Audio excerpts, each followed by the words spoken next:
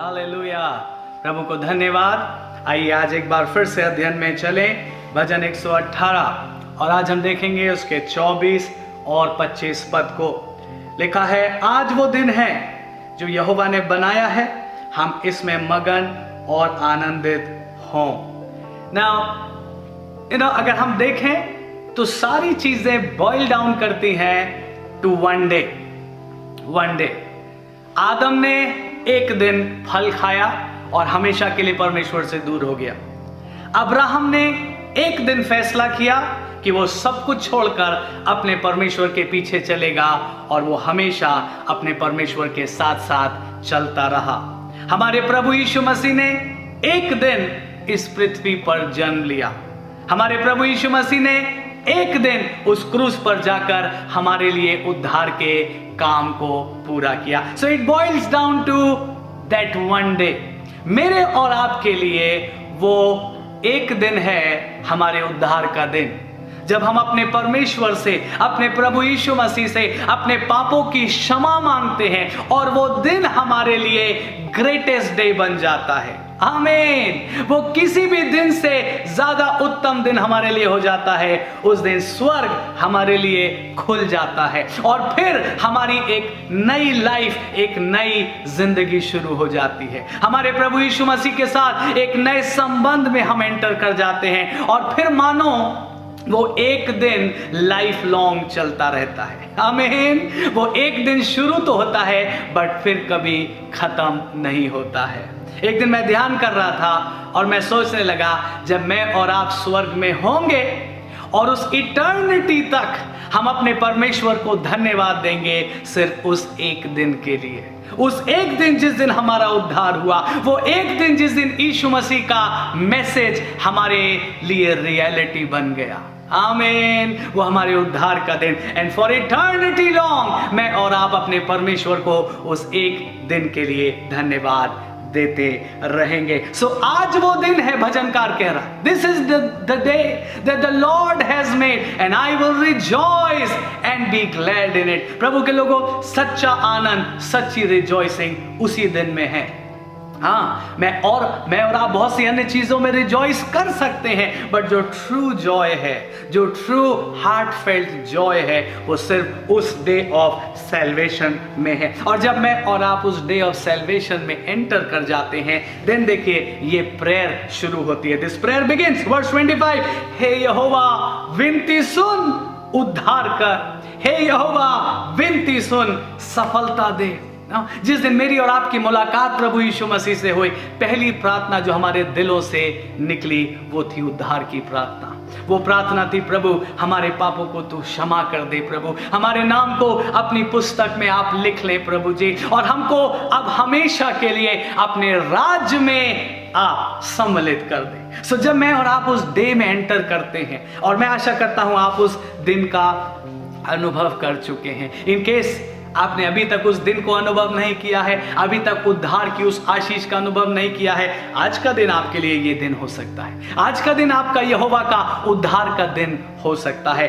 True Joy, true rejoicing उसी बात में मिलती है। And then begins a prayer. मैं फिर से कह रहा हूं, it is a natural prayer. ये बनावटी दुआ नहीं है, ये हमारे दिल के अंदर से प्रार्थना निकलती है, हे यहोवा उद्धार दे। पहली बात, पहली आशीष जो हम पाना चाहते हैं वो अब ये है कि प्रभु हमारा उद्धार हो जाए, ताकि हमारा आपके साथ संबंध हो जाए और फिर हमेशा हमेशा वो संबंध बना रहे। फिर आगे कहता है, हे यहोवा विनती सुन, सफलता दे।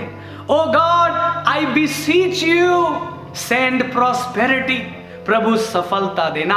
इंग्लिश का वर्ड प्रॉस्पेरिटी, हो सकता है हमको लगे हाँ दुनियावी आशीषें हैं जो प्रभु हमको देना चाहता है। सुनिए प्रभु के लोगों, ये वर्ड प्रॉस्पेरिटी में सिर्फ दुनियावी आशीषें नहीं है। इस वर्ड प्रॉस्पेरिटी में वो हर आशीष सम्मिलित है जो प्रभु आपको देना चाहता है, या मैं यूं कहूं हर वो आशीष सम्मिलित है जो मेरी और आपकी नीड है।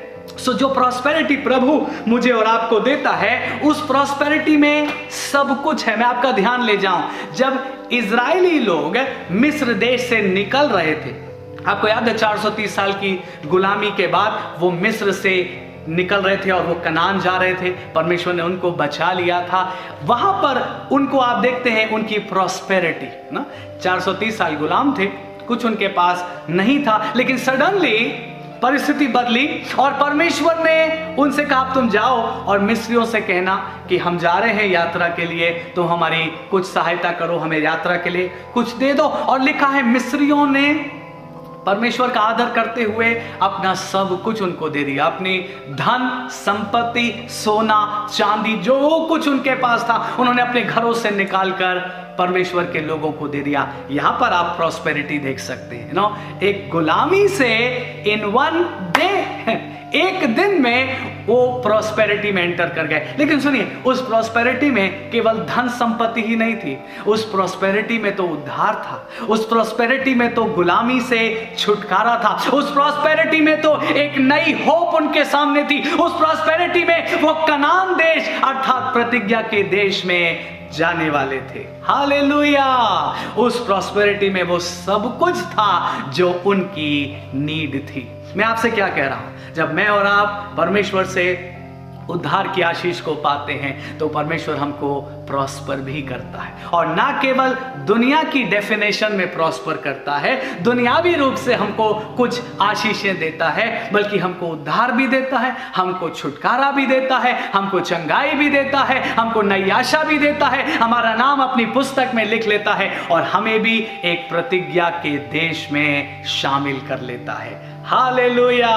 सो परमेश्वर का धन्यवाद उसके उद्धार के लिए, परमेश्वर का धन्यवाद उसकी प्रॉस्पेरिटी के लिए। आप अगर यिर्मयाह की किताब में पढ़ेंगे चैप्टर 33 वर्स 6 to 9, आप देखिएगा वहां पर भी वर्ड प्रॉस्पेरिटी आया है, संपन्नता का वर्ड आया है, लेकिन वहां पर भी इस प्रॉस्पेरिटी वर्ड के साथ बहुत से और शब्द जुड़े हैं। मैं जल्दी जल्दी शब्द दोहरा दे रहा हूं, health, cure, abundance of peace, truth, I will cleanse them, I will pardon their sin, I will be good to them and I will prosper them. मैं उन्हें चंगा करूंगा, मैं उन्हें अच्छा स्वास्थ्य दूंगा, मैं उन्हें शांति से भर दूंगा, मैं उन्हें सच्चाई से भर दूंगा, मैं उनको शुद्ध करूंगा, मैं उनके पापों को क्षमा करूंगा, मैं उनके लिए भलाई करूंगा। सो प्रॉस्पेरिटी सिर्फ दुनियावी प्रॉस्पेरिटी मत सोचिए, प्रॉस्पेरिटी में वो सब कुछ शामिल है जो आज आपकी नीड है, जो आपके परिवार की नीड है। मैं फिर से कह रहा हूं, प्रभु आपको हेल्थ देगा,